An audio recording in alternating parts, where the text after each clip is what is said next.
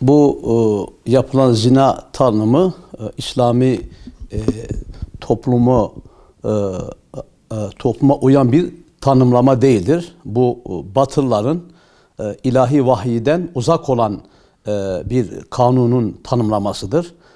Bu gömlek, bu elbise İslami topluma uymaz.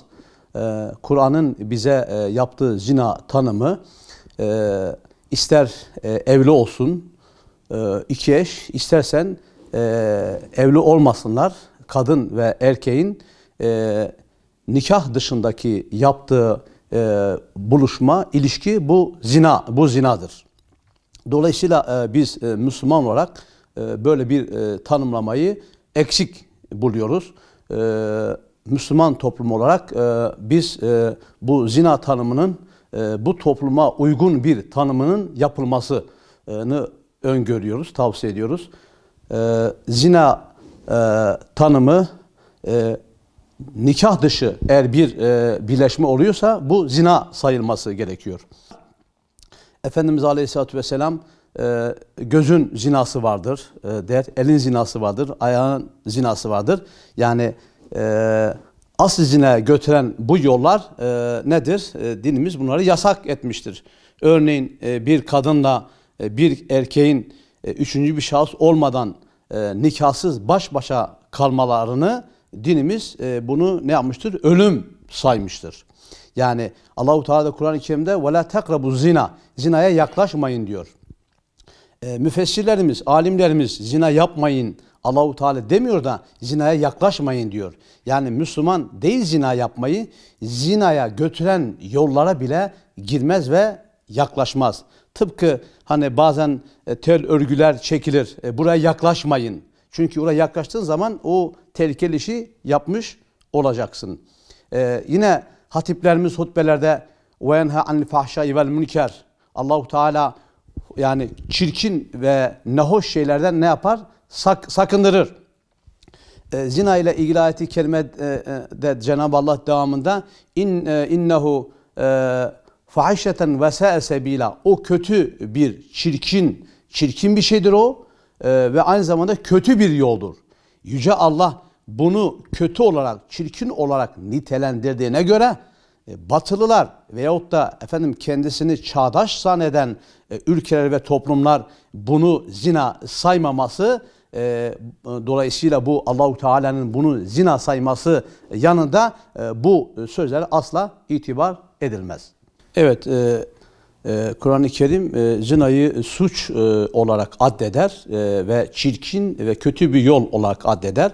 Efendimiz Aleyhisselatü Vesselam da büyük bir günah olarak sayar bunu. Sayın Cumhurbaşkanımızın tabi bu ifadeleri, yani zinayı suç sayılmaması Avrupa Uyum Yasası gereği bunu gözden kaçmasını, bu bir yanlışlık olarak nitelemesini çok güzel buluyoruz. Ama geç kalmış bir açıklamadır. Maalesef biz genel olarak Müslümanlar hep böyle geriden geliyoruz. Yani bir şey yapacağımız zaman onu gözden iyi geçirmemiz lazım. Bu Avrupa Uyum Yasası'nda kanunlar çıkarılırken özellikle aile politikasıyla ilgili çok yanlış düzenlemeler yapıldı. Acaba bu düzenlemeyi yapan sorumlu yetkili kardeşlerimiz, devlet yetkilileri acaba bu Avrupa Uyum Yasası'ndaki bu kuralları acaba gözden geçirmiyorlar mı? Yani eğer geçirmiyorsa bu büyük bir gaflettir. Bir defa bu gaflete düşürmüş, bir daha böyle yasa çıkarılırken böyle madde madde gözden geçirilmesi lazım. Bu tabi dini konularda din alimlerine, din bilginlerine, din uzmanlarına müracaat edilmesi lazım. Örneğin Avrupa'da bir yasa çıkarıldığı zaman o ülkenin dini, inancı eğer hangi şeye bağlıysa o ülke inanç bakımından o din alimlerine soru soruluyor bu konuda. Gerek Yahudiler gerek Hristiyanlar Müslüman alimlerine, din bilgilerine de siyasi ve yetkililerin bu konuda istişare etmeleri lazım. Bu elbise, bu zina ve buna benzer dinimizin yasak ettiği elbiseler bu topluma uyamayacağını, kısa kalacağını söylemeleri gerekir ve işaret etmeleri gerekir. İnşallah bundan sonra bunlar dikkate alınır ve öncelikle kitabımız Kur'an-ı Kerim ve Efendimizin sözlerine müracaat edilir. Evet, biz bu yasayı çıkaracağız ama fakat bu toplum İslami bir toplumdur. Acaba Yüce Allah'ın emirlerine aykırı mı, Efendimiz sözlerine aykırı mıdır? Bunlara müracaat edilmesi lazım. Daha sonra bir adım atılması lazım. Öncelikle zinanın asgariye indirilmesi veyahut da alkolün bir takım zarar verici, işte uyuşturucu bağımlılığının azalabilmesi için toplum o konuda terbiye edilmeli. Örneğin mesela gençlerimizin evliliği erken yaşa çekilmeli. Bugün evlilik yaşı 30'un üzerinde oluyor. Yani gerek erkek olsun gerekse kızlarımız olsun evleneceksin diye sorduğu zaman hala zamanı değil. Neden? Çünkü bunlar kanun dışı, İslam'ın dışında gerek gözlerini, gerek kulaklarını ve gerekse başka şekilde şehvi duygularını ne yapıyorlardır? Yani tatmin eden insanlar var. Hepsini biz teşmil edemeyiz biz bunu. Bu evlilik çağının erkene alması lazım ve teşvik edilmesi lazım. Ben bilinçli olarak insanların evlenmemesi için teşvik edildiğini, korkutulduğunu o kanatındayım. Örneğin işte evlenirseniz şu anda evinizi geçindiremezsiniz gibi veyahut da eşler arasındaki ciddi problemler olması, evdeki genç kızların, erkeklerin anne babaların kavgalarını, boşanmalarını görüyorlar. Evlilik buysa evlenmeyelim diyorlar. Ebeveynler evdeki o genç çocuklarına örnek olmalı ve hiçbir Müslüman rızık endişesini taşımaktan dolayı evlilikten geri durmamalı.